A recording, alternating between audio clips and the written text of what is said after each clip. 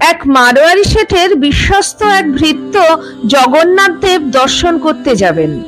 শেঠজি তাকে 100 টাকা দিয়ে বললেন, প্রভু জগন্নাথ দেবের সেবাতে সমর্পিত করে দিও। সে অনেকখানি পথ যাত্রা করে শেষে পুরী পৌঁছলো।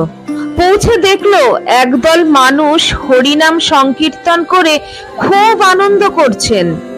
অনেকক্ষণ সংকীর্তন করার পর তারা খুবই শ্রান্ত ও ক্ষুধার্ত বোধ করতে লাগলেন। ভৃত্যটির তাই দেখে খারাপ লাগলো।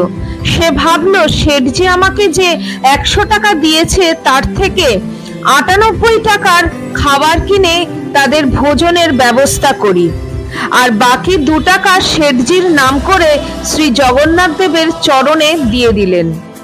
ওই রাতে প্রভু জগন্নাথ দেব শেঠজিকে স্বপ্নে দেখা দিয়ে বললেন, তোমার 98 টাকা আমি পেয়েছি। শেঠজি ভাবলেন, এত বিশ্বাসী ভক্ত মানুষ কি এমন হলো যে 2 টাকা খরচ করে ফেললেন। ভৃত্যটি ফিরে এলে শেঠজি তাকে স্বপ্নের কথা বললেন।